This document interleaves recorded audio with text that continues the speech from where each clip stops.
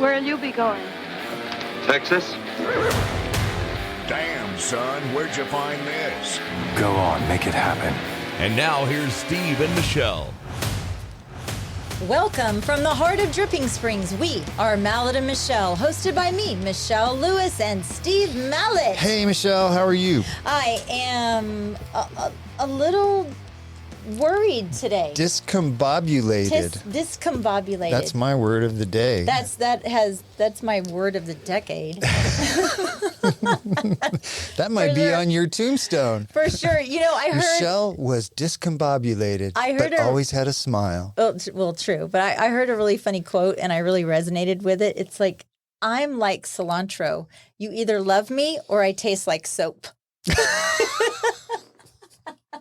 You have some good ones. Your social media is fun to follow. I don't know where you find all those. But I'm probably on the dark web somewhere. You probably are. Hey, let's thank our sponsors. Absolutely. Mallet Integrity Team. Capital Farm Credit. Nomic Power Solutions. Nomic Power Solutions. Wow, boy, I bet you Florida is wishing they had a Nomic Power Solution right now. I'm sure. I bet everybody that's the people up in the mountains in North Carolina, the people in Florida, they're wishing they had a backup generator right now. I'm sure they're going to be out of power for weeks. I heard on the radio yesterday that Generac was up in the stock market 8%. Oh, I believe it. That's actually, I would expect more, honestly. Yeah, and because they actually said, no surprise that Generac. Yeah. Well, Cody and his brother over at Nomic Power Solutions, I think they're swamped right now. They've got the capacity to install everything, but they got a lot of stuff going on. It's a good time to own a backup generator. I bet. You know, your dad just came from North Carolina where Helene was, and so he has a good friend that you said was stuck up in a mountain. Right? Well, she lives outside of a little town called Boone and kind of up the hill from Boone. And the road that leads to her house followed this creek, and that road's half gone. And she tried to get out just probably a week ago now. And she got half the road was washed away, but she was able to drive on the part that was still there until she came around a corner and there was a house sitting in the middle of the road that had washed down. I think she can get out now, but I still think she doesn't have power. The videos that I've been seeing have just been devastating and horrific, and about the bodies that are everywhere.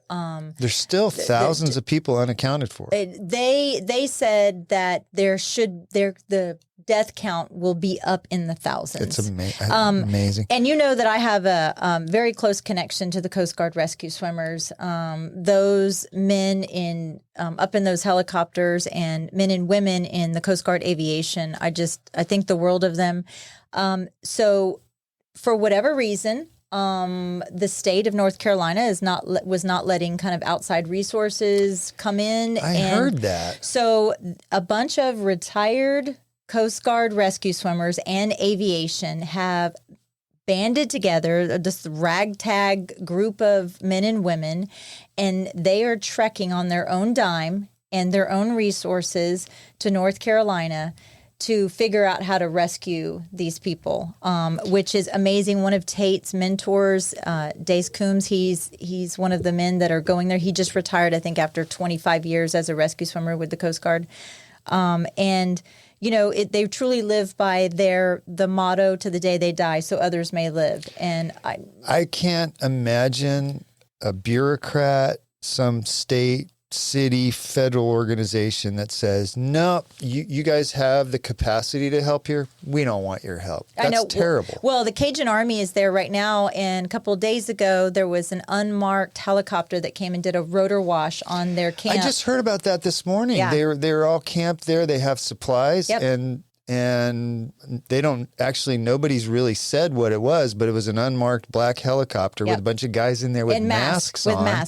And they came down and hovered over the camp and blew all the tents away and basically destroyed the camp and then flew off. Yeah. So that's ridiculous. I don't know what's going on, but now, you know, by the time this airs, Hurricane Milton would have already hit land. Right now it's a Category 5. When it makes landfall, it should be a Category 4 or a Category 3. Don't worry though, Michelle. They're going to get $750 bucks when their houses are destroyed. Well, at 180 mile per hour winds, I'm sure that $750 is going to go a long way. Yeah, that'll buy a pallet of water. Well, the storm surge threat is the biggest threat right now, aside from the wind. It has explosively intensified this hurricane. The Gulf side of Florida, which I did not realize, the water there is much more shallow than on the Atlantic side. So it creates more of an impact. It puts more force behind that water. And it depends on where the eye is. And, that dirty side, which is the left side of the storm when the eye hits, it's supposed to make a little bit south of Tampa Bay, but that's kind of almost a direct hit. By the time this show comes out, this storm will have already This storm would have hit land. the peak storm surge that's predicted. It went from 8 to 12 feet. Now they've upped it to 10 to 15 feet. My beloved stepmother lives in Punta Gorda, which is a little south of Tampa Bay, about an hour or so south of it. And her health isn't the best, and she's evacuating now to Port Charlotte, which is a little farther away, but it's still in the bay, and the storm still may surge be impacted. So I heard I'm somebody worried. on the radio last night saying this could be an Andrew type event. And for those of you that are not old enough to remember that was devastating. That went into Miami and South Florida. And Homestead. Homestead, where I lived when I was younger. Mm-hmm. I lived in this community of condos. There was probably 1,000 condos. It was called Naranja Lakes. I went back about 2 years after after Hurricane Andrew went through there. Not a single one of those was still there. All that was there was slabs. They were gone.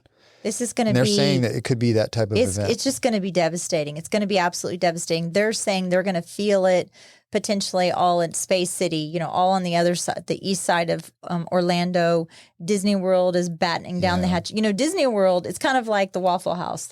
The Waffle House does not close down. If the Waffle House closes down, get out of town. Get out of town. Yeah. Disney World is if closing down, you need to batten down the hatches. Yeah, but without a doubt. our prayers and thoughts are for the people of Florida and the East Coast and North Carolina, and we'll see how it comes out. Yeah, I mean, we're saying it after the fact now, but yeah. Well, we're live. We're live on Instagram. Yes, so please be safe out there.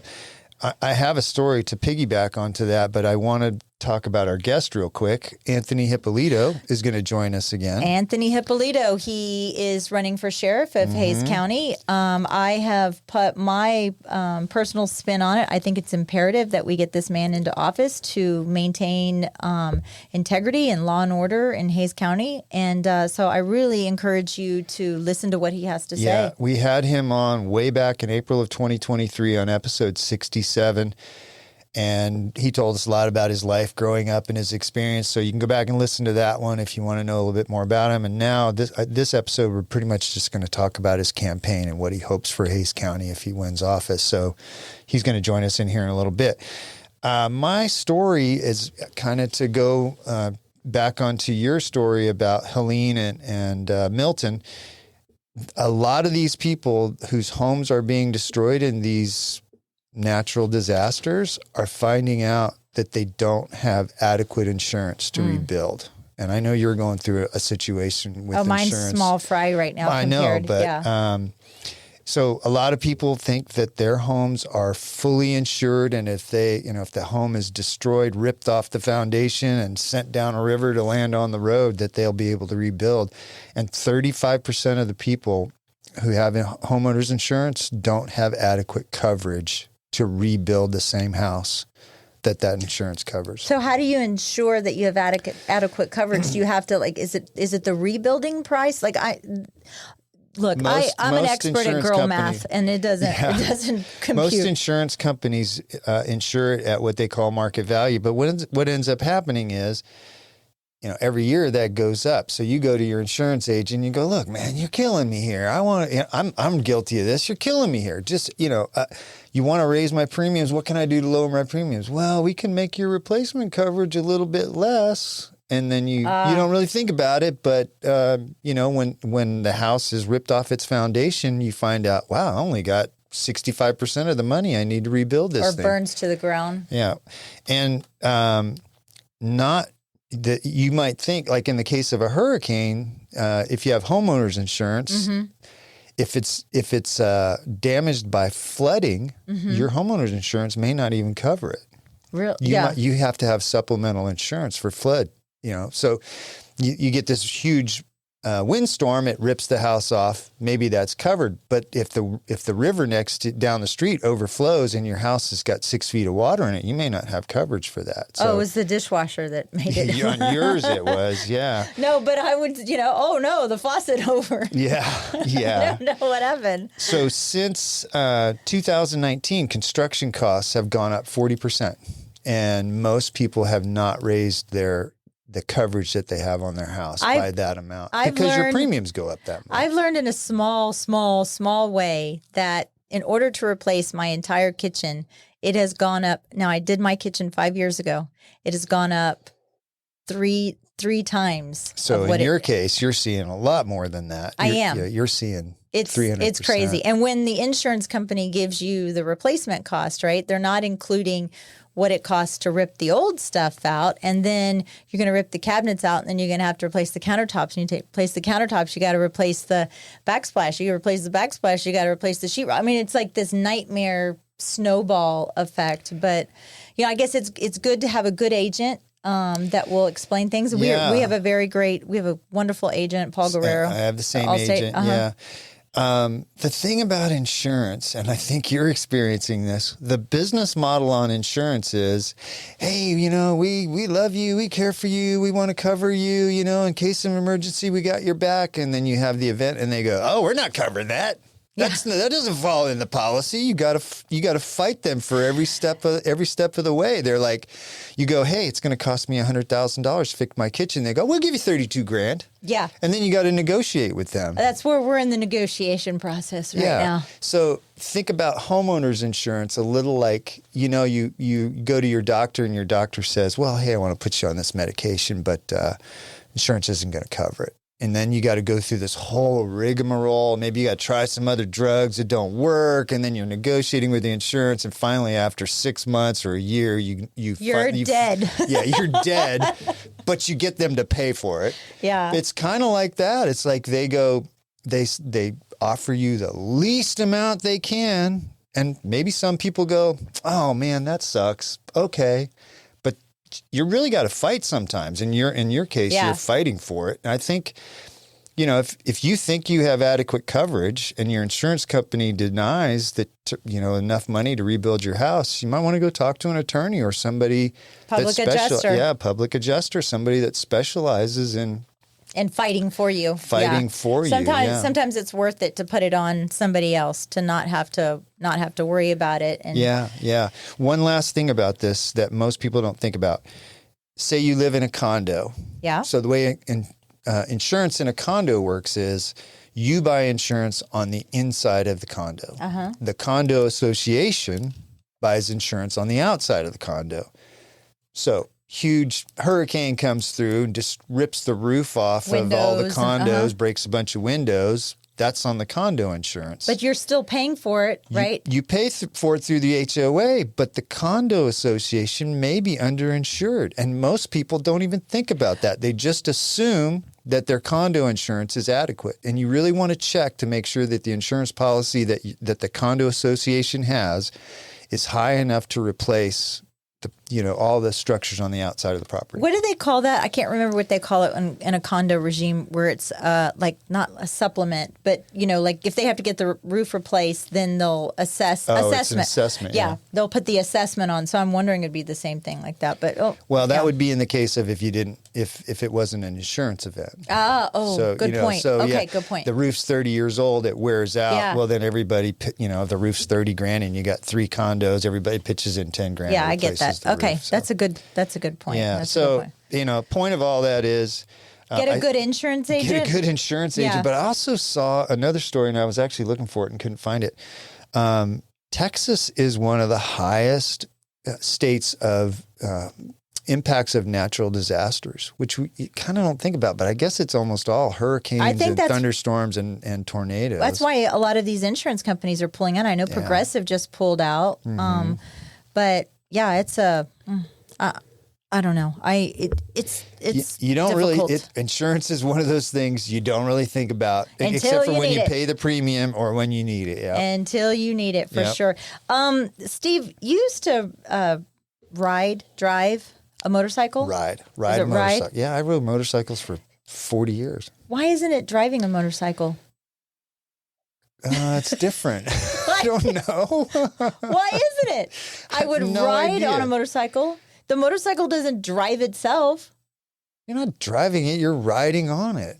Oh my gosh, I'm riding in a car, but somebody's got to drive it. You need to work on that. You need to work on that. I'm going to fix that for you today. You know what I have been noticing? Miss Discombobulated. You're welcome. Where is it? Ringmaster? Old the shit show. I don't know what it is, but over the last month and a half or so, I have seen more motorcycles, more and more of them, lane splitting on me. And I think it's illegal in Texas. it is absolutely 100% illegal. It's legal in California. It is legal in California, and they're stupid for allowing they are it. stupid for doing it, and they die by the dozens. Well, and I did a little deep dive on that, and 9 times out of 10, I mean, don't quote my statistics because it is girl math. The person that is at fault if you hit a motorcycle, if they're lane splitting, is the car driver, not the motorcycle, because it is up to you to share the road. What do you mean? I am sharing the road. I have my own lane. Well, it depends on the situation. I know it does, but in that sense, now I think, I don't know if it's just the influx. I'm not a California hater. I'm not. My daughter-in-law is from there. My kid lived there. My husband's there right now on a business trip. Let me tell you. I don't hate California. I hate the people that run it. It is They're destroying BS that you think that, I don't know why it is that they are coming here and all of a sudden I am seeing more and more of the lane splittings. Now, do you know what lane filtering is? Mm-mm. Okay, lane filtering is when you're riding a motorcycle between stopped cars, typically at an intersection, you can kind of get, as if you're in a motorcycle, you can get up to the front of the line. That's what that's called. It's illegal in Texas, except police officers. Police officers can do that. But so in motorcycles, all riders under 21 must ride a helmet. Lane splitting is illegal, but lane sharing is permitted if both riders agree and doesn't impede traffic. So what do you ride side by side? If you're a motorcycle, so do you like, hey, or is it that like the universal motorcycle nod? Yeah, you give a little nod. Okay, Yeah. I don't know. Headlights must be on at all times in a motorcycle. Handlebars. I did not know that. Yeah, all times. Now I saw somebody break 2 of these rules yesterday when I was in North Austin. Handlebars cannot be higher than the driver's shoulders. And I saw some guy like with ape hangers, they call them. Ape hangers? Ape hangers. Oh, so his hands were way up here and he was I lane can still splitting. say that. Probably not. Who knows? The passengers must have a footrest, which I didn't know. Yeah. You cannot be parked in striped areas, sidewalks, or in front of entrances or businesses. Makes sense. I see that a lot. You must have a rearview mirror of some sort. Although if it's newer than 1960, you must have turn signals. If it's older, then you don't Then have it's to have exempt, yeah. Again, lane splitting is legal in California, but I'm just saying, they always say share the road, watch out for motorcycles. Well, how about I'm driving my car, you watch out for me. You know what kills more motorcyclists than anything else is the belief that you have more ability than you do. You ride it like you are Evel Knievel, but you basically just came off the training wheels, and they swerve in and out. They accelerate really quickly. They jam on the brakes at lights, and they just think that they have all this ability, and they really don't. They go through. Sometimes I'm out riding my bike, and some guy will go by me on a corner going 70 miles an hour with the bike leaned over, and I'm like, you might think you know what you're doing, but if something goes sideways, you hit an acorn or something, you're going to be on your what. So I've seen 2 horrific motorcycle accidents in my life. One when I was in high school, deceased, body one spot, leg another spot. It was horrific. And then what was it, about 2 months ago on 290 right in front of Nutty Brown? Yeah. When I saw that one. The other thing I was going to say about that is helmets. You were saying helmets under 21. I always rode with a helmet, and one time I got hit with a giant dragonfly going about 70 miles an hour, and I had my helmet on, and I thought it was going to rip my head off, and I thought, what about some guy on a Harley going 80 miles an hour with a pair of sunglasses on, and that dragonfly hits him in the forehead? You are laughing. Steve Mallet, She's laughing at me. death by dragonfly. That's my tombstone. There you go. It's like those dragonflies are scary out there, folks. Dragonflies are scary. Watch it. Watch your dragonflies. Share the road, dragonfly. Share the road. The point is, wear a helmet, even if you don't have to. I think these guys think they look cool. I think you look like an idiot when you're going down the road at 75 miles an hour with no helmet on. You're just an accident waiting to happen. True, because there's serial dragonfly killers. Serial out there. dragonfly killers. Well, I got a quick story. The hardest working states in America in 2024. I go to Wallet Hub all the time because they just do all this statistical analysis, and one of them was the hardest working states. Americans put in an average of 1,800 hours per year working, which for you're about 20% below average.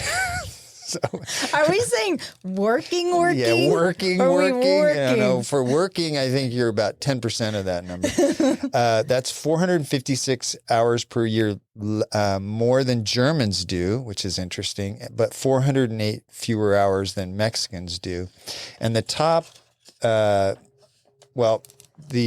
phone going off again. It's Kendall, isn't it? No, it's not. It's not Kendall. Kindle. It's not Kindle. It's not Kindle. The hardest working states, and this was the parameters were average work weeks compared to share of workers, people with multiple jobs, and the average amount of leisure time spent per day. So kind of interesting. This was a mix I didn't expect. North Dakota was the hardest working state out of all 50. North Dakota? North Dakota. Is that where Fargo is? It is. Yes, it Okay. is. Alaska was number 2, Nebraska. So these are all northern How states. are they measuring these analytics here? Well, I just said it's about the amount of leisure time and the number of hours worked per person that works. But the leisure time, I'm having leisure. Shoveling snow off the driveway. I'm having leisure time right now. Yeah, you are. I know. Isn't it fun? Get to do this. I know. It's like work and fun. So the first 5 are all, actually 6. So you go North Dakota, Alaska, Nebraska, Wyoming at 4, South Dakota at 5, Maryland at 6, Texas, number 7, hardest working state. Well, good for Texas. What do you want the state that you don't hate on? You want to guess where they came in? Hardest working state? Yeah, California. Where's that? Where do you want to get? Do you want to guess? Out of 50 states, where do I guess? The hardest working. I would say they got to be somewhere in the 40s. 39. Oh, look at that. Yep. Bottom of the list, West Virginia. And believe it or not, New York, 49, which that blows my mind. I think if you lived in New York, it's probably because you're a workaholic, don't you think? Maybe. Yeah, I guess the work family life balance is probably harder there. Yeah. The average work week hours, the highest is Alaska, which I didn't understand that, but tied for second place was Texas and Wyoming. Well, average work I would hours. think the climate has a lot to do with the being able to work hard. Like North Dakota, cold. Alaska, all, like cold. the first 6 are all in cold places. Yeah. Do you ever watch that show on? Is it? I don't know. Todd watches it. It's like the Alaska Outback or something like that, where they have to go forage their own. I can't think of the name. It's where they homestead. They go help somebody. There's all these people that have failed as homesteaders, and they go tell them they're idiots, and then tell them how to fix it. Yeah, and they're having to go cut their own trees It's like to build the their Gordon log cabin. Ramsay for homesteading. Yeah. He yells at them and tells them they're stupid, and then tells them how to fix Well, it. it's like Gordon Ramsay and what's his name? Bear Giles. Bear Grylls. Bear Grylls, yeah. where he's drinking his own pee. Like, no, thank you. Is there a Target here? Yeah.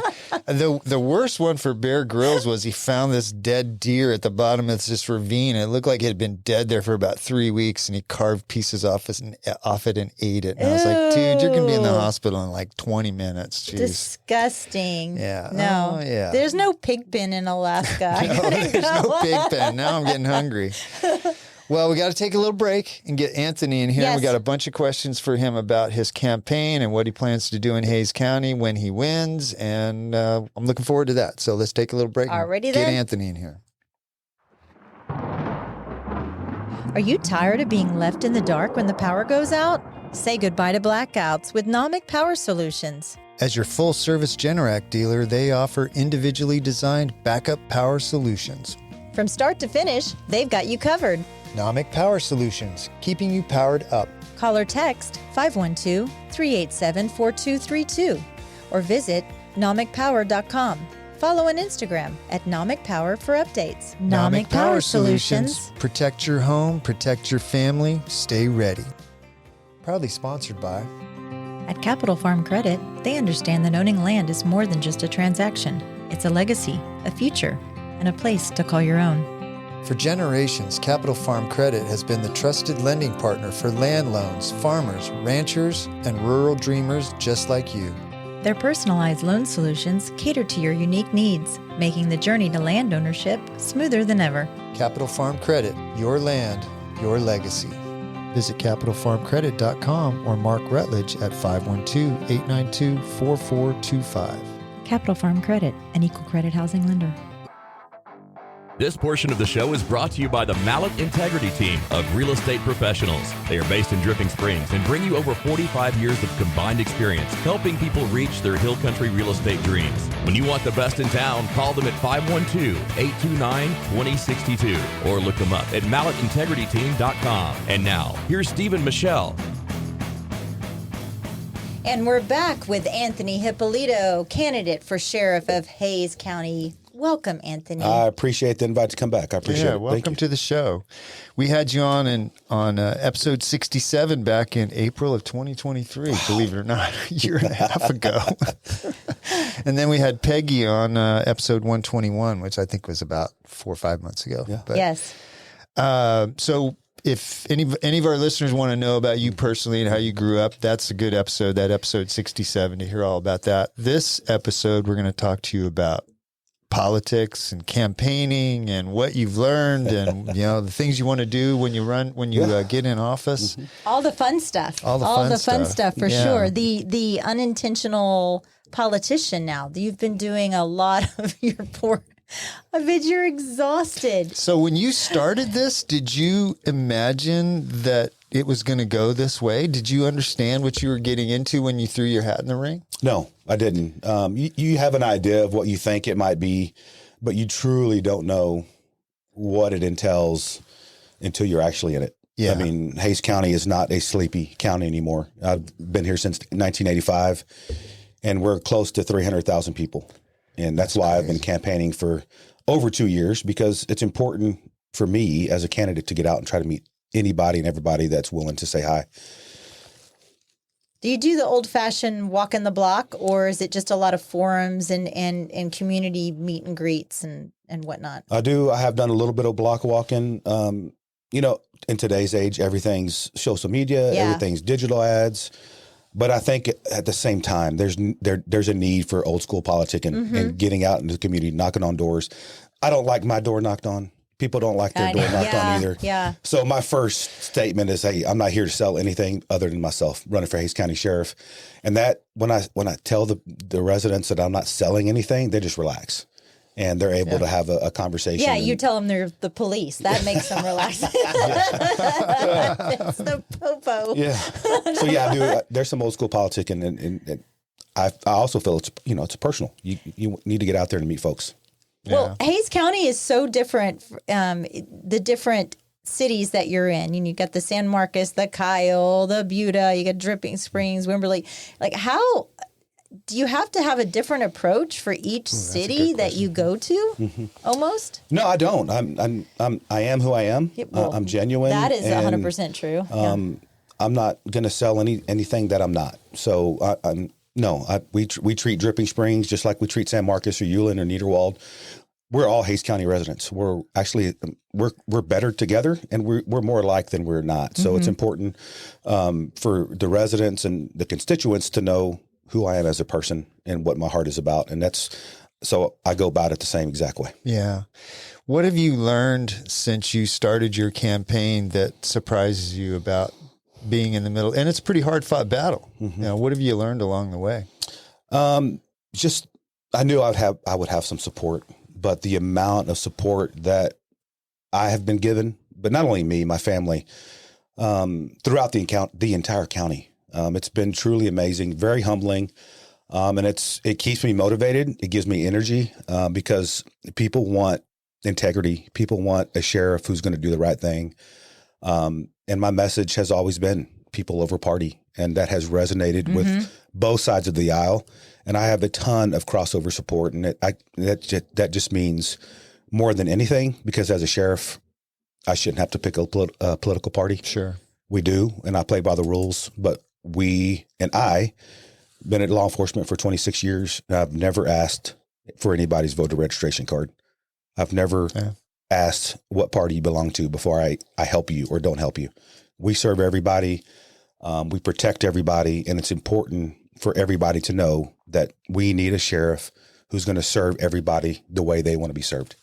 Well, what about I want to follow up on my question. What about the people that have been very negative towards you? Because that always happens. How are you dealing with that? Yeah, so that's the nastiness of politics. Even within the own party. Even within the old party. And I would say both parties are fractured in Hays County. Yes. And that's not a good thing. No, it's not. It doesn't help anybody out. It doesn't help the candidates. But with politics comes nastiness. And I have trained myself essentially, and I've always been good about letting things roll off my chest and not worry about it. But when people judge you and call you names without even go after your wife, or going after, and they've never met us. Yeah. And it's solely because I have an R by my name. And that's just, that's the world we're living in for whatever reason.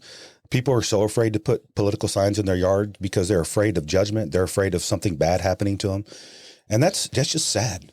I'm not. Yeah, it's well, but it's the nature of politics in this country right now. I've had it happen to me that, you get these people and you consider them friends, and then all of a sudden they find out how you vote, and they take you off their friends list, and you never hear from them again, and they stop responding to calls or text messages. Yeah, it's sad that we do that. I think that's a fairly new phenomenon. Well, in this country. you talk about the ugly side of politics. That's not the way it has always. That's not the way it's always been. It's been that way over the last maybe decade or so, and it is sad that you can't break bread with somebody because they have a D or an R after their name.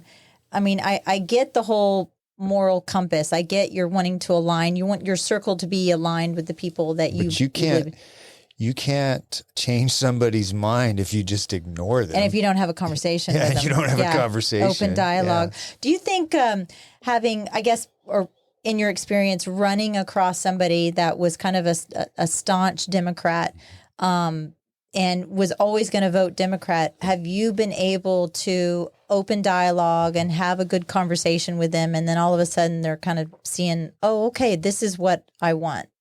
Yeah, that's been pretty amazing, actually, because, again, we're more alike than we are different, regardless of political party. But if someone, and several people who are staunch Democrats who always vote Democrat, we've been able to have conversations, and we've been able to disagree, and it's okay. But when they come back and say, I've always voted Democrat, you will be the first Republican I will ever vote for. You had people say that to you? Oh, yes. It's been truly amazing. And that's why I feel good about where I'm sitting right now. It's going to be a tight race. It's going to be 51-49, 52-48, whatever it might be. It's going to be close. What do you think the number of votes that 1 or 2% is? Is that 300 votes or 3,000 votes? Yeah. So Sheriff Cutler ran against my opponent in 2020, and he won by, I think it was 1,200 votes, and it was 51-49. It's like when people say, my vote doesn't really count. You're wrong. It counts. Every vote that I can get counts. Yeah. Because this race is potentially it's going to come down to hundreds of votes. So it surprised me hearing from somebody within the campaign trail that we're having problems with people supporting candidates or supporting causes, but not actually getting out and voting. That is frustrating. Yeah. So how are you solving that? Or So I want to make sure I understand. So you're saying people are they'll publicly support, but they're going actually to events and things like that, and speaking their views, but then they don't go to the voting booth. Yep, that happens quite a bit. I mean, that's a big reason why some of our Republicans didn't win in 2022, is because everybody assumed and heard about the red wave for months and months prior to the election, and so they were apathetic and didn't vote because they're going to win anyway.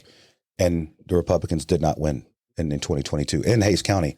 And I have had several people who have come up to me and say, I voted in 2022. I voted for Commissioner Jones. And they didn't. I can go. We have a voter database that we know whether you voted or not. We don't know who you voted for. You don't know what the votes were, but you know, know if they cast their ballot or not. Yeah. So, I don't know why that is, but that is part of our message. Get out to vote has been a consistent part of our message. Because again, local politics are going to affect you more on a day-to-day basis than whoever the president is. And it's always been, I don't care who you vote for president, but your local elections here in Hays County affect you day to day. Do the research, get to know both candidates, and choose the best one. Right. I don't care if it's an R or D. I have voted for several Democrats in my time as a voter. Yeah, I have too, when I lived in San Antonio. Yeah, it's just, I want the best person who's going to represent me and do the job and keep my family safe. Yep. That's it. It's simple. Yeah. When you were here in April last year, you spoke a lot about how you'd support the men and women of the Sheriff's Department if you got in office. And I think that's great, and I'm glad that that's one of the things you're focused on. But what policies are you going to put in place to affect the citizens of Hays County? How are you going to change anything that Sheriff Cutler, because he's leaving a really great legacy behind him, are you going to put in any new policies if you get in office? Yeah, so we're actually revamping our policies right now. We made a substantial purchase, or we're in the process of, since we're in the new fiscal year, we have spent $150,000 on a company called Lexipol. And what they do is they provide attorneys from across the country, and they provide templates and policies for best practices in law enforcement throughout the nation. Okay. And then we kind of mold it to fit Hays County. So, and then when we're done with those policies will be on our website for the community to look at. And then it's incumbent upon the sheriff and all law enforcement to have that dialogue with the community who either agrees or disagrees. And let's figure out if we can mold it to fit and make everybody happy. So can you give us an example of what those things might be? About how they directly impact, Michelle's life, my life, the people in this office right now? Yeah, no, I think it's pretty simple. I think it's holding your deputies and your corrections officers accountable and being able to develop that trust within the community. We as law enforcement cannot be successful if we don't have the community's buy-in, if we don't have the eyes and ears of the community, because they're the ones who help us catch the criminals. They're the ones who we respond to make sure that they're safe. So it's important, and transparency and trust is a huge, I know transparency is one of those words that law enforcement uses all the time, but I firmly believe that if you communicate with the community and you have that relationship, we can work through the good and we can work through the bad. Okay. I think what you were saying, there's not one thing that you're going to do that you're going to change necessarily on day one when you get into office, but it's a process, and it's your experience, that your years and years and years of experience of law enforcement and your building of trust and relationship within not only the community, but also it's important within the people that are going to be working for you. So a lot of people don't understand exactly what, and we can kind of reiterate this, what does a sheriff do? What is your job? And the powers that you have. Yeah, no, so the sheriff is the top law enforcement officer in each county. I liken the sheriff is the boss of the sheriff's office, and the equivalent to that is a chief of police at a police department. Okay. We just work the county, and the police departments work the actual city limits. So the sheriff is just like the police chief. The only difference is that the sheriff is responsible for the county jail as well. So not only are we responsible for the law enforcement, making sure that we have people responding to 911 calls, but we also control the county jail. So if any law enforcement agency makes an arrest, they take them to our jail, and then we're responsible for making sure they're taken care of, they're fed, their medical needs are met. And so that's a huge, the liability is huge there for the jail. So that's something that, even though I am a licensed corrections officer, I don't have a lot of experience in the jail. So I'm going to have to rely on people who are a whole lot smarter than me. And I think that makes a great leader. You need to surround yourself with truth tellers, with folks who know more about you or know more about law enforcement or corrections than you do. That way everything's run correctly.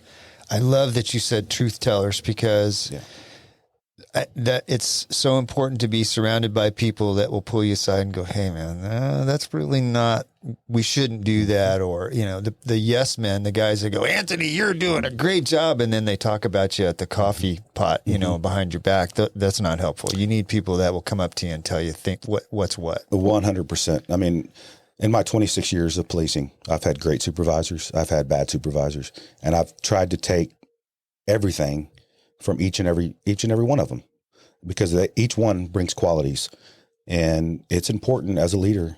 I just can't surround myself with yes men. Yeah. Because then we all fail essentially, because they're not telling me I'm screwing up. Yeah. And my feelings don't get hurt. I want what's best for the men and women who work at the sheriff's office, but I want what's best for the community. Yeah. You guys deserve the best. You might want to talk to Michelle, because she'll tell you when you mess up, Anthony. She tells me like 10 times a day. I love it. I can't believe you did that, Steve. What are you thinking? How do you plan to engage with our youth of Hays County and kind of prevent this new wave of juvenile crime that we're starting to see? How are you planning to kind of bridge that gap between you're just some old guy in a uniform to, the 14-year-old kid that's wreaking havoc? Yep. And that is where our school resource deputies come in our schools. And if we're going to change the culture of what's going on in Hays County, whether it be with crime, with drug use, with vapes, we have to start having those conversations with even elementary schools, elementary school kids.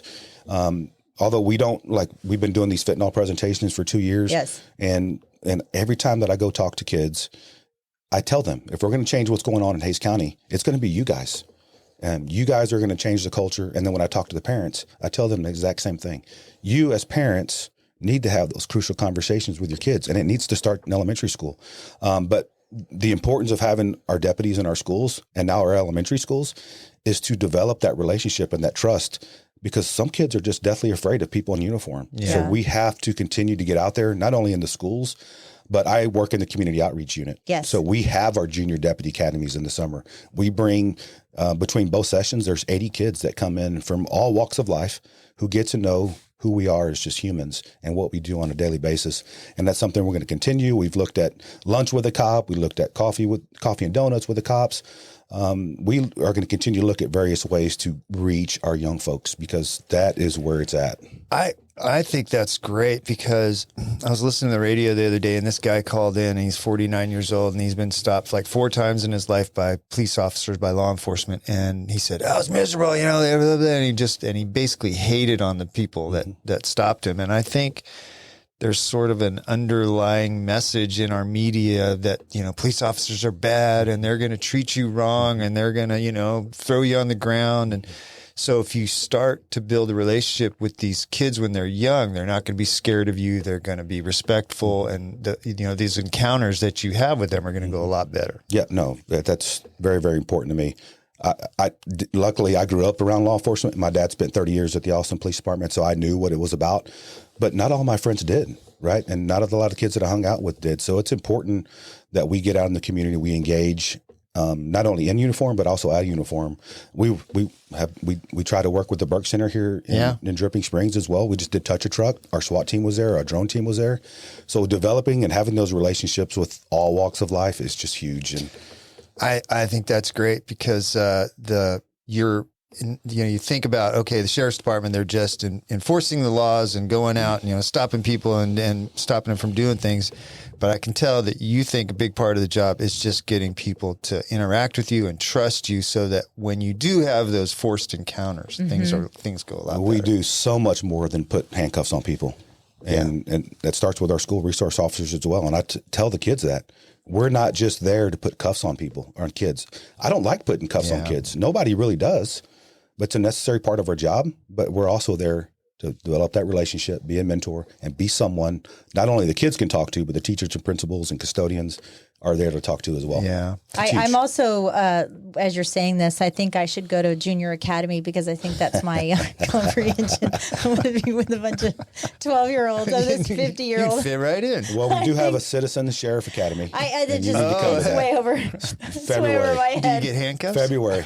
I'm gonna sign up. I'm gonna sign up And for we that. can tase you too. Oh, God. Maybe can I taste somebody else? Oh, Can I use something else? I'm going to run away. What do you think is the most important issue in relation to safety specific to Hays County that not like, Austin is seeing, Travis County seeing, even Bexar County seeing, specific to Hays County?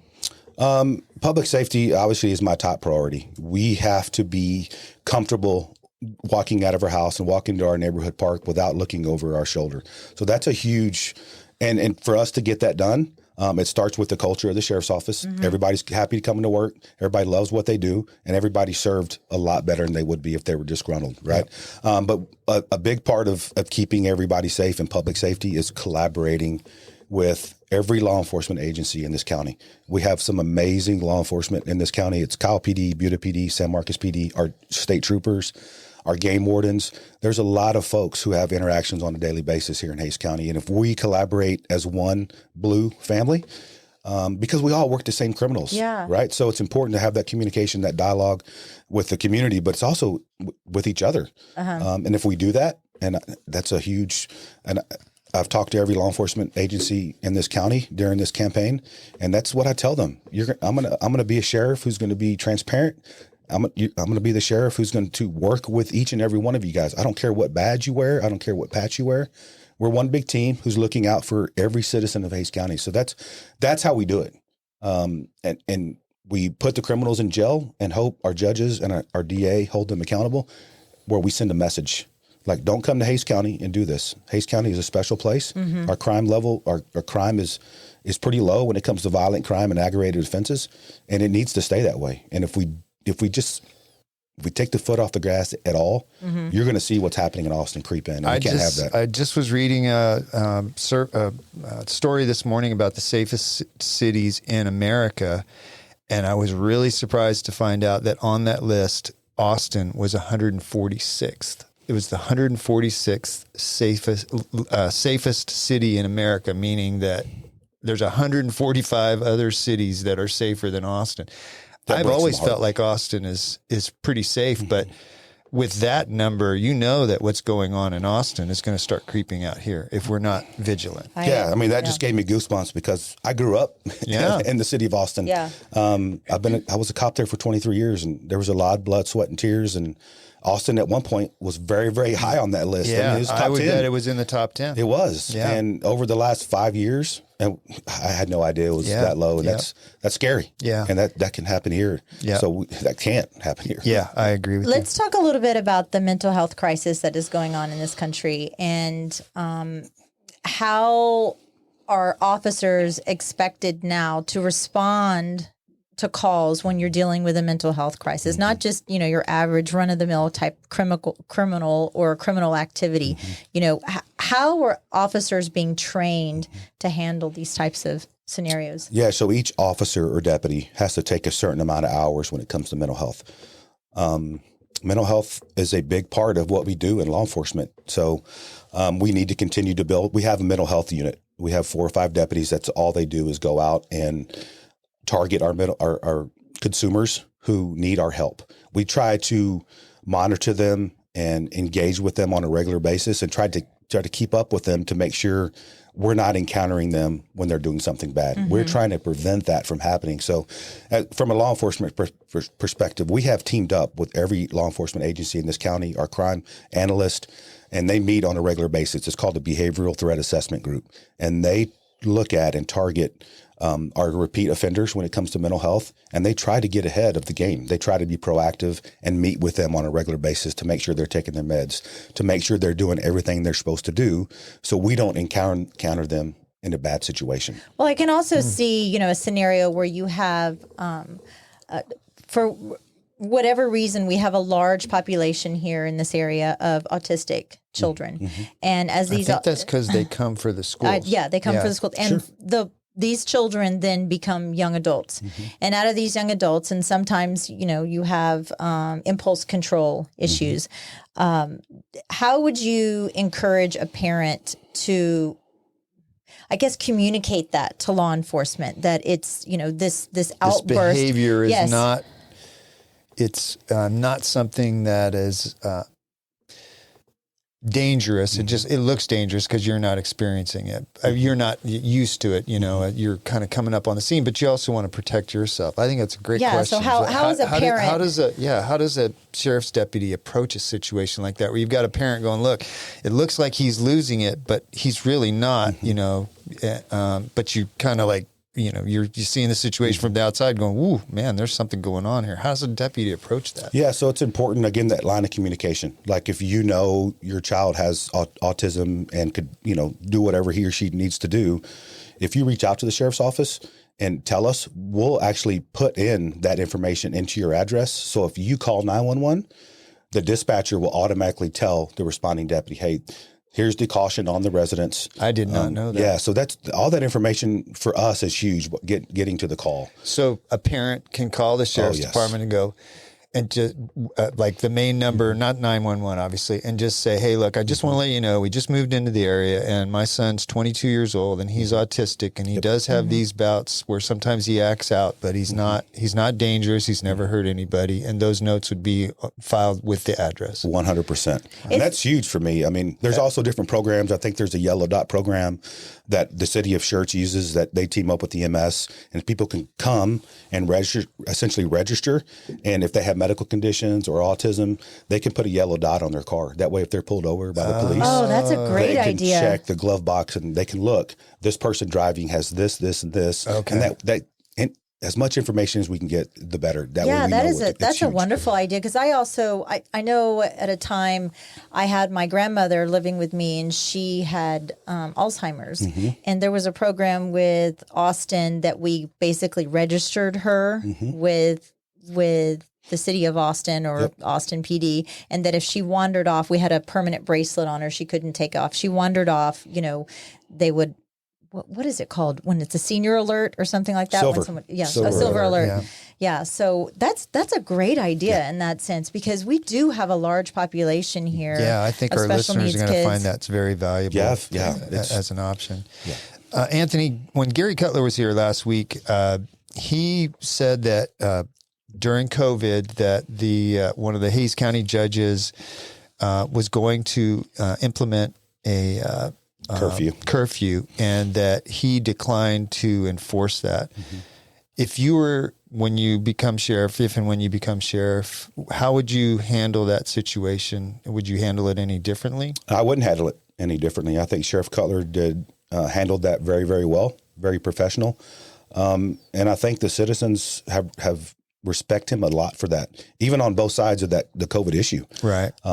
Because people don't want to be pulled over to be checked for curfew violations. That's a violation of people's rights. I agree. And that's not something that we're going to buy into. We take an oath to uphold the Constitution as law enforcement, and that's a no-go for me. See, that's huge for me, because it's such a slippery slope. And during COVID, there were so many bureaucrats and politicians that were just testing how many of the people's rights they could take away. You need to have somebody in office that can stand in the way of that. I agree. I think also, to kind of piggyback on that, a hot button topic that is really prevalent on the college campuses right now is the right to free speech and the protests that kind of happen. So I know there's a whole system within Texas State University. They have their own police system. But at what point do these protests become out of hand on these college campuses? You need to start arresting people. Yeah, or not even arresting people, but just stepping in, and the relationship between the Hays County Sheriff's Office with Texas State Police.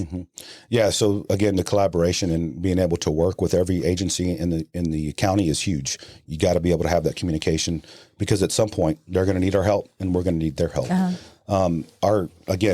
at my time at APD and actually here at the sheriff's office, we have what mobile field force team or a riot team. But our motto was always defend the first. Like let people, do what they need to do and express their freedom of speech.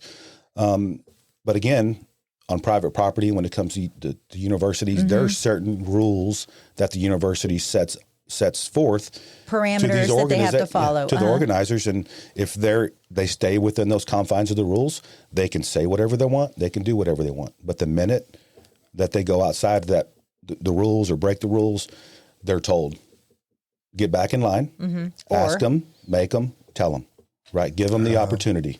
Right. You have to have that communication. Hey, you guys are doing this. It's in violation of the rules.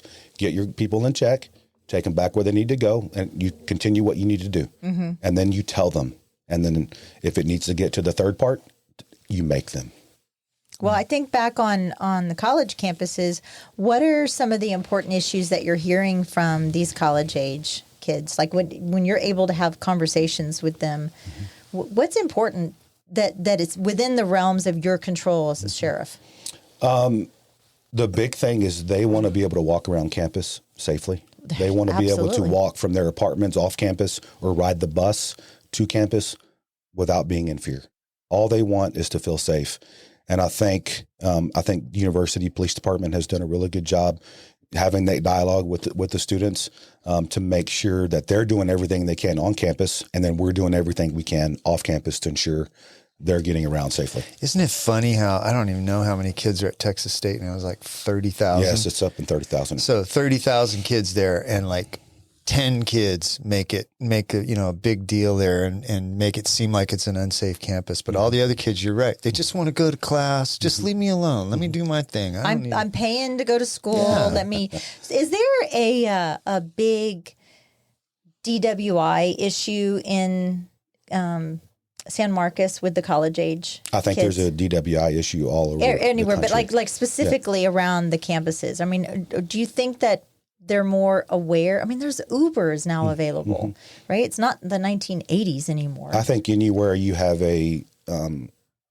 several bars in one confined area, like you do on 6th Street, like you do on the square in San Marcos, not everybody drinks responsibly. Yeah. Right. So, and they have to get home. And a lot of people don't like waiting on the Ubers. A lot of people don't like paying the increased price in the prime time. Oh, yeah. So the surge pricing. Yes. Yeah. So they either walk home drunk where they could become a victim, or they get in their car and they drive because they don't want to pay the $20 or the $30 to get home.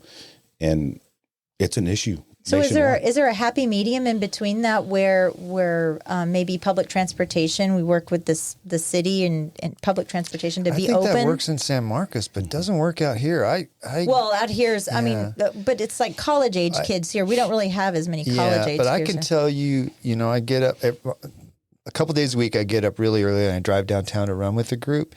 I could tell you probably every 5th time I drive down there, I see somebody on the road that is coming home from a late night of drinking at 4:00 in the morning. So and can you imagine going 60 miles I'm speeding when I'm going 60, by the way, but 60 miles an hour on 290. Arrested immediately. Yeah, but they're coming home from a party or something and they're drunk and they're weaving back and forth on 290. I don't even know what to do when I see that. Most of those people, though, their frontal lobe is developed, right? Now we're dealing in San Marcos where, you're dealing with, they're out for the first time without their parental supervision. But I think that the 290 driver that I'm encountering is actually more dangerous because they're making a conscious choice to go on the road. Yeah. And they understand they might take somebody's life and they're saying, I'll do it anyway. I guess what I'm asking is there a solution? I mean, we're not going to stop intoxicated driving or alter even if driving. you take away alcohol, they'll do CBD stuff. Yeah. So is there a solution, or maybe because I hear that's an issue, down there in San Marcos. I can't think of the name of the street right now. Are you guys doing those checkpoint things? No, we don't do any DWI checkpoints. Okay. But in my field training program here at the sheriff's office, when I came over from the Austin PD, I went through the field training program, which means I had a training officer, training me about how to do things in Hays County. And a portion of that was DWIs, to go out and find DWIs to become more proficient with our test and all that good stuff. and we went down to the square, right? And The square, that's it. I It's couldn't the think of square. it. Yeah. Is that the version of 6th Street? Yes. It is the version of 6th Uh-huh. Street. So when you have so many bars in one confined area, and all the kids go there Thursday, Friday, Saturday Yeah. nights, and it's packed just like Monday, 6th Street. Tuesday, So- Wednesday, and yeah. all 7 days for sure. But yeah, it's an issue it's not going to go away. Just like drugs are Yeah, never the going to go fentanyl. anywhere. So we just have to do our part as law enforcement, whether it be education, PSAs, awareness, but continue to crack down in Yeah. hopes that our judges and DAs give them the right amount of punishment. A lot of times they'll dismiss it or they'll drop it down to obstruction of a highway, Class C. And to me, when that happens, people don't learn. I think presence is a big deterrent also, is having that presence. And so with the budget constraints, if when you get in office, are we looking to increase our budget to get more officers on the streets? So we're lucky here in Hays County. We're almost full when it comes to law enforcement. We've done a really good job, and the Sheriff Cutler and his team they've done a really good job over the last year trying to catch up from the low numbers. Trying to recruit police officers and deputies has been hard, but over the last 6 months or so, more and more people have applied, and we're able to find quality deputies that are coming to Hays County. We're not completely full. But we're down to the single digits. So, but again, we have to stay ahead of the growth. Yeah. And so we have to not wait for the growth to get here. We have to be proactive. We have to work with our county commissioners to look at the budget each and every year to ensure that we're providing the service that people expect of us. Yeah. So we have a $66 million budget at the sheriff's office. Wow. So that's huge. Yeah, that is huge. Half of that is the jail. And then half of that is law enforcement. So, and it's only going to get higher. Yeah. I want to go back to, you just mentioned judges. I know that in Travis County, their DA is, I don't know what you call it, where people are arrested and they go to jail, and then the DA just, I guess, acquits them. Yes. And it's rampant, I guess. They're letting people out. They're assaulting people and all kinds of things. Are you seeing some of that in Hays County too, where you arrest somebody and they should be punished and the judge either lets them off completely free or reduces it? Yeah, I think that happens probably everywhere. Yeah. I didn't know what to expect when DA Kelly Higgins was elected in 2022, but he has made an effort to get out and meet the police officers and the deputies. He has gone out on ride-outs in the middle of the night to try to learn from every agency that's out there.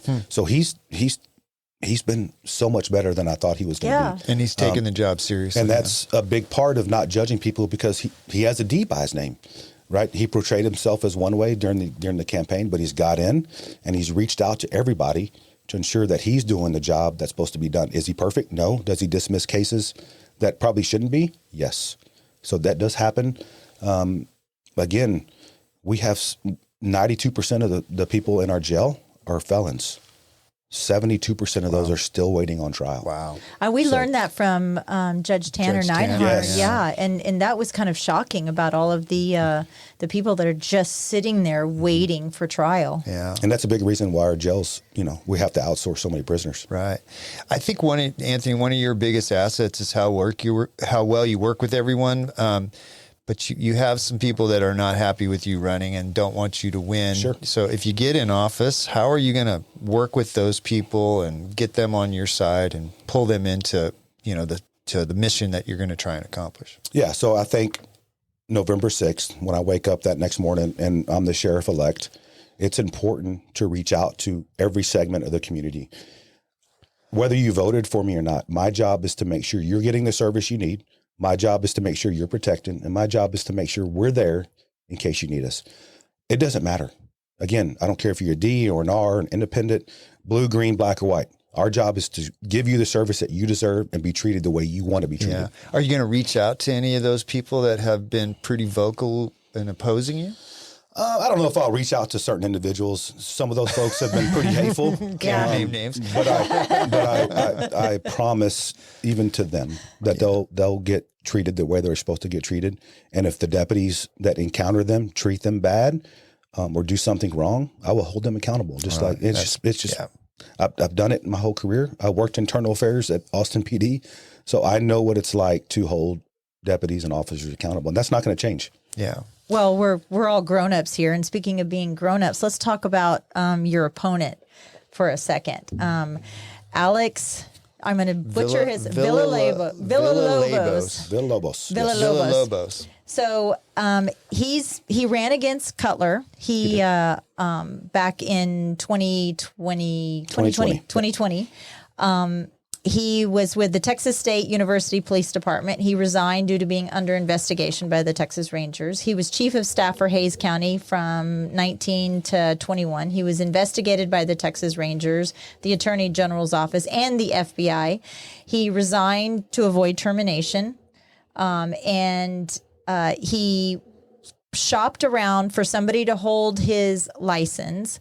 And I believe it's this little teeny tiny county out by El Paso, but nobody can actually find record of his hiring or employment. I'm kind of just really paraphrasing a lot of this and butchering probably some of it, but he's probably been permanently disqualified from being hired from Austin PD, Westlake PD, DPS, Travis County, the constable's office, Hays County constable's office. You like this guy, don't you? Yeah, he's a real piece of something, and I'm confused as to why people are supporting him. I'm very, very confused.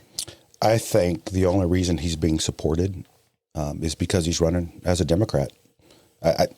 People refuse to believe what the truth is. What you mentioned is all correct. I've ran a clean campaign this whole time, and that's not going to change. But I feel the community needs to know who we both are. He's not going to tell people that. He states he left Texas State to pursue other opportunities, and that's just wasn't the case. He was under investigation by the Texas Rangers. The university was given a subpoena on a Friday. That Monday, he resigned. Him and the chief both resigned. He was set to go to the FBI National Academy with Texas State, and he just resigned, go pursue other opportunities. So did the investigation go away when he resigned? Yeah. So I've had some good conversations with folks who were part of the investigation, and the district attorney at the time decided that since he resigned, that they would drop any case against him. So he's been able to skate for a variety of different reasons.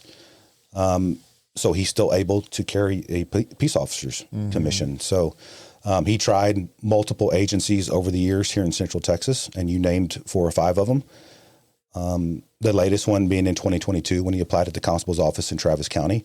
And they did a very, very good, thorough background and discovered he lied on his application. And they learned that he was disqualified from all these agencies, where on the application he put it another way. So their recommendation was not to hire him to the constable. That constable, being a Democrat and friends with Alex, told them, I'm going to go ahead and hire him anyway. Well, thank goodness that everybody in that office essentially said, if you hire him, we're all quitting. Yeah. Wow.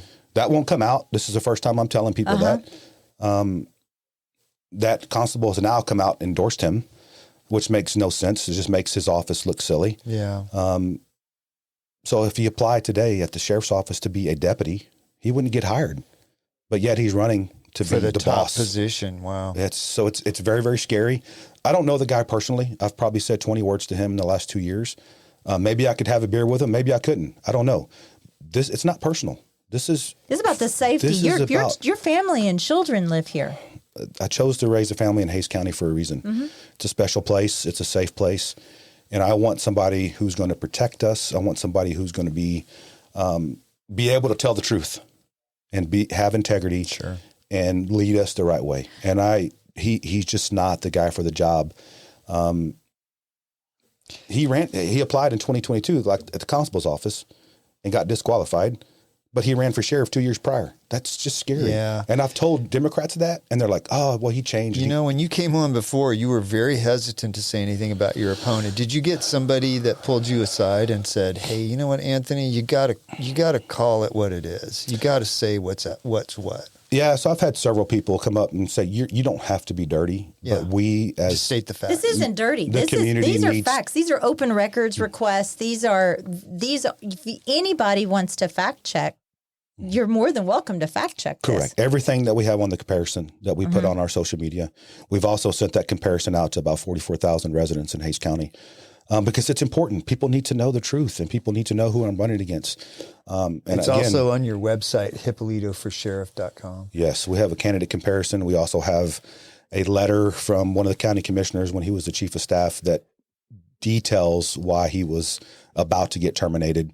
And they allowed him to resign in lieu of termination. So it's just, and there's article after article about my opponent. Again, the community just needs to know the truth. And I haven't brought up anything that was brought out in 2020.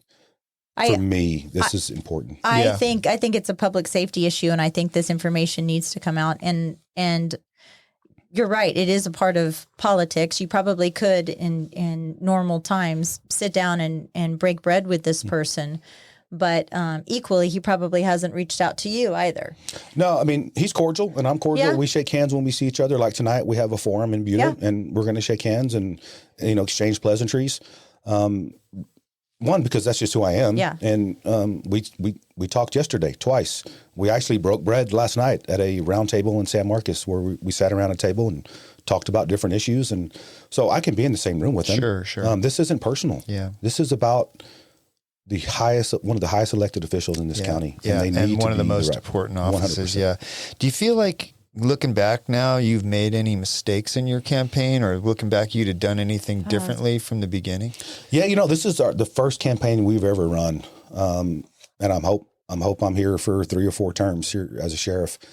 I don't know. I think that's something that we'll have to reflect on after this. I just don't have time right now to reflect on it. You're blowing just and because going. we're going every single night. When do you sleep, Anthony? That's a good question. It's just I work a full-time job at the sheriff's office, but at the same time, this campaign is a full-time job. Yeah. And that's where Peggy has come in huge for us. I wanted to talk about that beautiful, beautiful creature, your wife, Peggy, and the toll that it has taken on her emotionally, physically, just name it.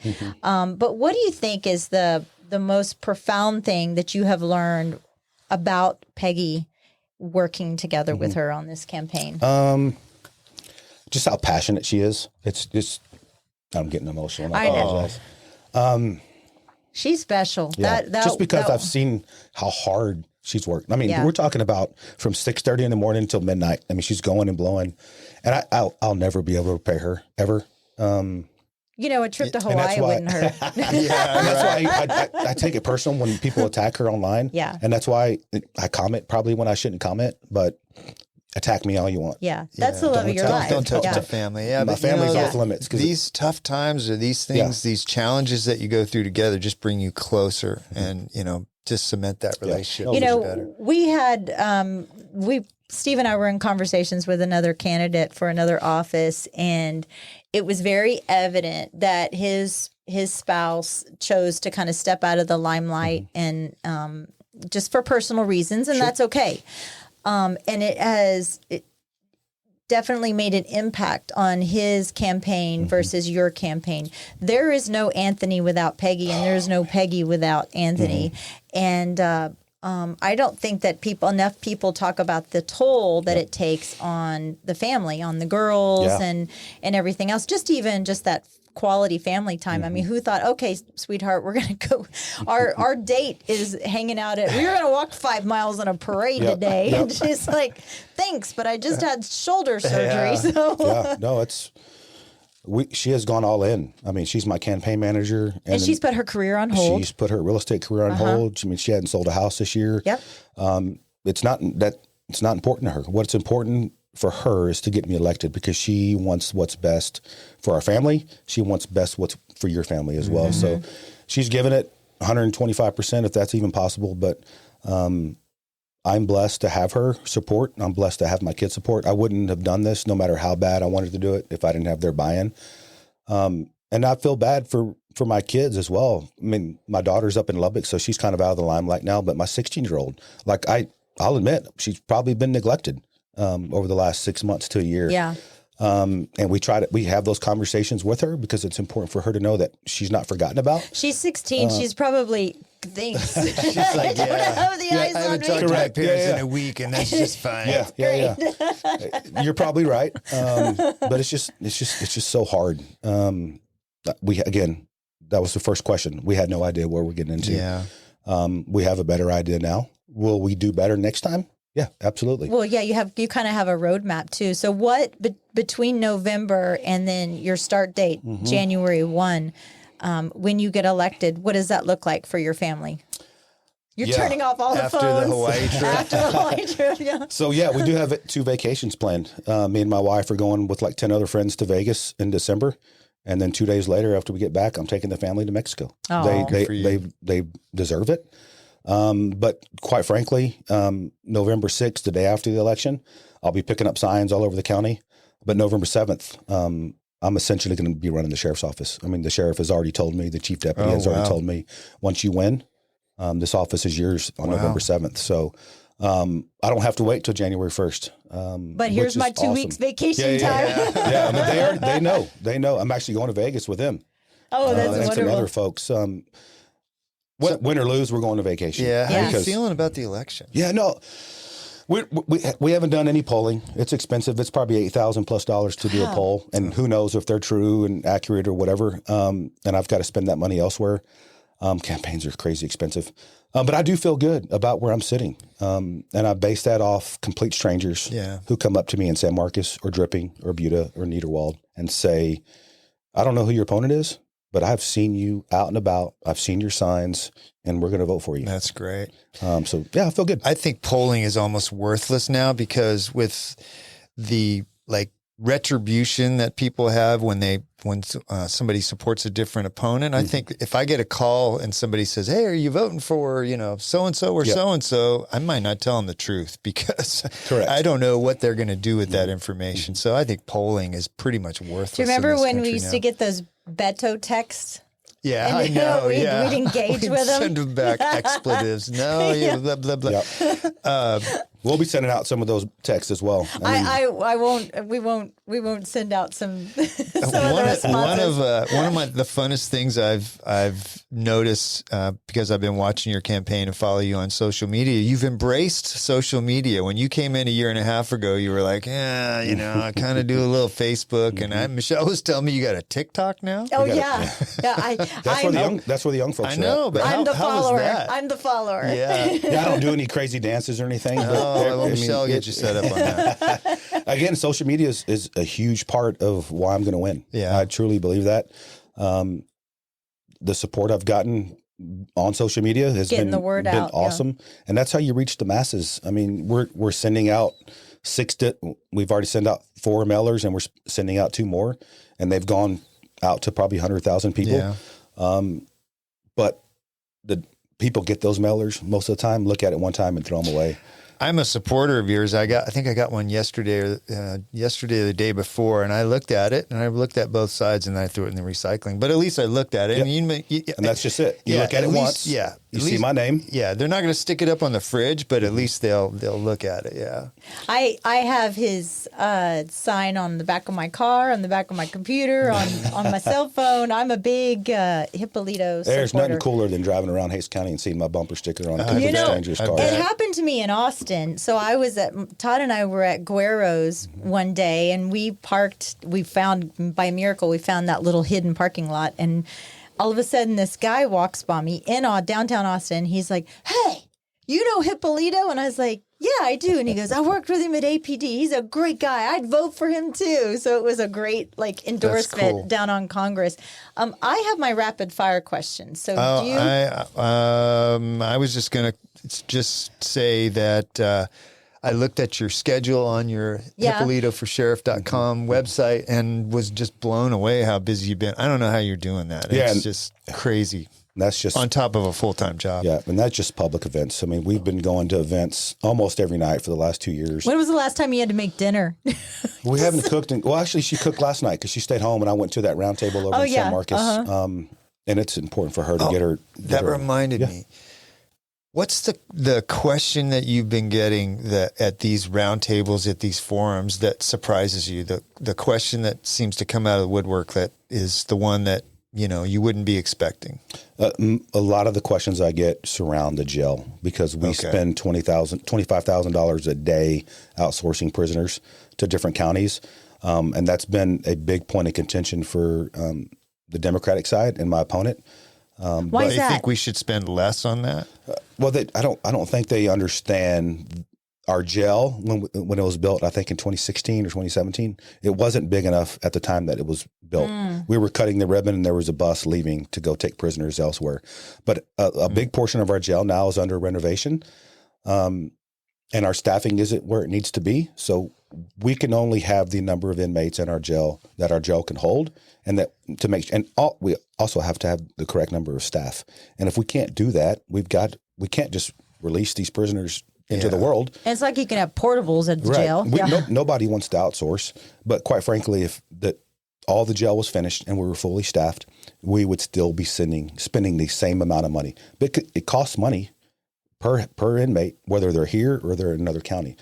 By the time we start paying deputy salaries and benefits and stuff like that, we're still spending $25,000 plus a day. The problem is when we're outsourcing it, the efficiency of the judicial system just isn't there. Yeah. Because we have to go, 3 or 4 hours to go get prisoners, bring them for court, for bring them court. back. I see. So there's just a lot of the things. logistic issues. Okay. So it's nobody wants to do it. We don't want to do it. Yeah. But the prisoners can't just be released. And when we say, what would you like done with them? They can't provide an answer. Well, there's a lot of people that are really good at complaining and not good at solutions. Yeah, for sure. Go ahead with your rapid fire. Okay. I didn't throw some big curveballs at you because I already kind of did. If you could arrest any famous outlaw, who would it be? Wow. Can't say your opponent. Who? Soprano. Ooh. Oh, yeah. There you go. If you had to, and I know you've done both, and there was no patrol car around, would you rather be on a horse or would you rather be back on a bicycle? Man, riding a horse every day and having that connection with that horse was pretty special. Okay. I thoroughly enjoyed getting paid to ride a horse every day, whether it be in the arena training and practicing or in a park or down on 6th Street with the masses. Those horses are magical and they can do some amazing things. So that it's just like having a canine partner, right? So having 1,600 pounds of horse underneath you, powerful. That's awesome. really cool. Yeah. Well, depending on what happens in the election, we used to have Mounted Patrol back in the day here in Hayes County. Oh, really? I was going to say, there any thought about bringing them back, or do you guys have them on the drag at all? Or no? We don't have any horses left. It's just a lot of money. Yeah, the vet bills alone, and there's really not a need for them here in Hayes County. I think at some point there might be. Yeah. Patrolling the parks and the big events like Founders Day, that would be a perfect opportunity to have horses patrolling. So I think the opportunity is there. I'd consider bringing it back on a part-time level. That's good outreach into the community, it's too. Huge. Yeah, it's huge. Kids would love seeing that. Yep. Who has better stories, firefighters or law enforcement? Well, being that the firefighters spend most of their day either working out or playing Xbox, I would say law enforcement. We love our firefighters. I have so many friends that are firefighters, and we have that relationship, right? It's fun to jab back and forth. Sure. It's a stress reliever, right? We have fun with it. They see things they don't need to see, just like us, right? Yeah. So it's fun. We just had a charity softball game with Wembley Fire over the weekend, and it was cool. Oh, that is cool. I asked Gary what was his favorite donut shop, Shipley's or Krispy Kreme. I didn't have a donut question for you. Okay, and this is my last question. What's the weirdest thing you've ever had to use as a stand-in for handcuffs? Zip ties. Zip ties. Yeah. Oh, yeah. Yeah, we use zip ties quite a bit. There you go. So is there one thing that we didn't cover that you would like the voters, the citizens of Hayes County to know about you, and why should we vote for Anthony Hipolito? Yeah, so we're 1 week and 6 days out from being able to vote. Early voting starts October 21st, and then November 5th is Election Day.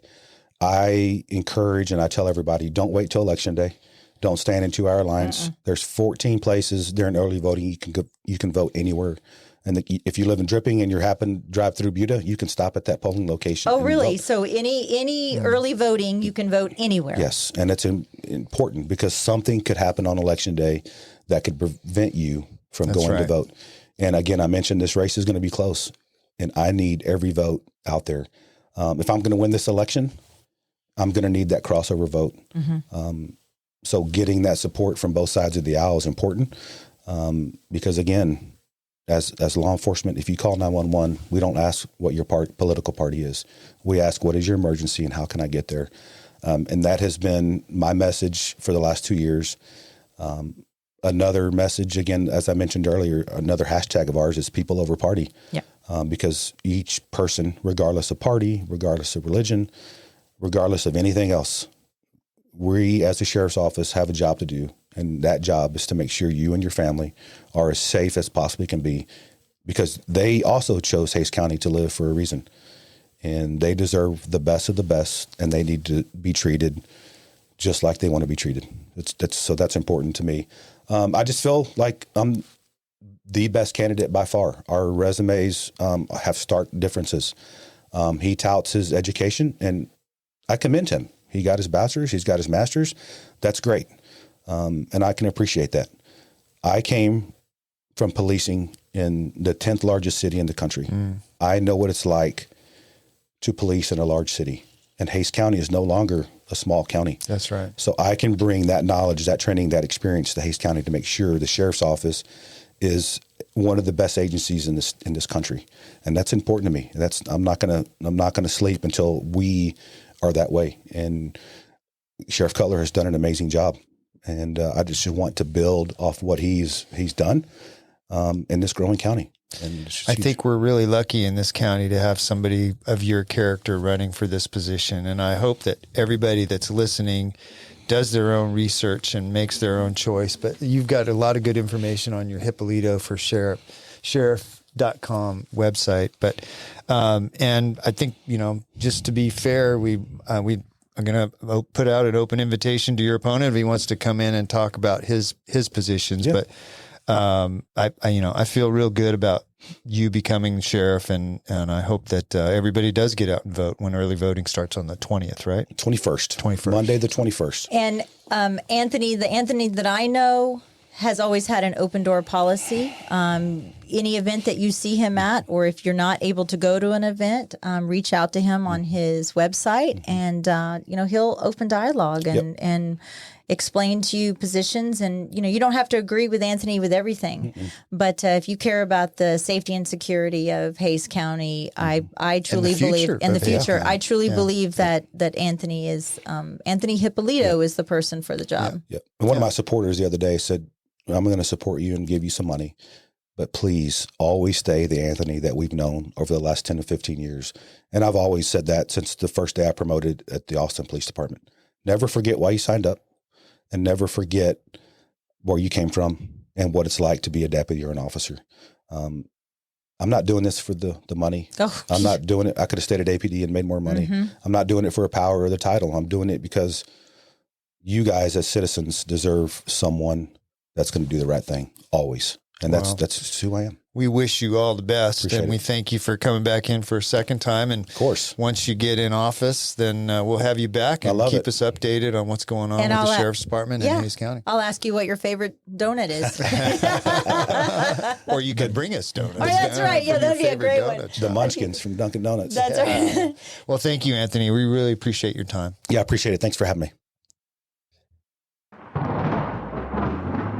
Nomic Power Solutions, keeping you powered up. Get to know your local full-service Generac dealer. Cody and Dylan with Nomic Power Solutions are a veteran-owned, Texas-based Generac dealer and installer. Offering low monthly payment options, it's never been easier to gain independence from the grid. Call or text 512-387-4232 or visit nomicpower.com. Follow on Instagram at Nomic Power for updates. Turnkey service including design, plumbing, electrical, and permits. They even offer set it and forget it maintenance plans. Nomic Power Solutions. Protect your home. Protect your family. Stay ready. Ready to turn your land dreams into reality? Look no further than Capital Farm Credit. Need a loan for your perfect piece of land? Capital Farm Credit is there for you. Their dedicated team will tailor a loan to fit your unique needs because your dreams are their priority. Capital Farm Credit, your land, your legacy. Visit capitalfarmcredit.com or Mark Rutledge at 512-892-4425. Capital Farm Credit. Together, we're better. Capital Farm Credit, an equal credit housing lender. This show has been brought to you in part by the real estate pros at the Mallet Integrity Team. When you're looking to buy or sell, you need them on your side. Why settle for less when you can have real estate done right? Give them a call at 512-829-2062 or get more info at malletintegrityteam.com. You know you like us, so go now to Apple Podcast or Spotify and leave us a review. Why don't ya? We love your feedback and comments. Email us at malletandmichelle@gmail.com. Thanks for putting up with us.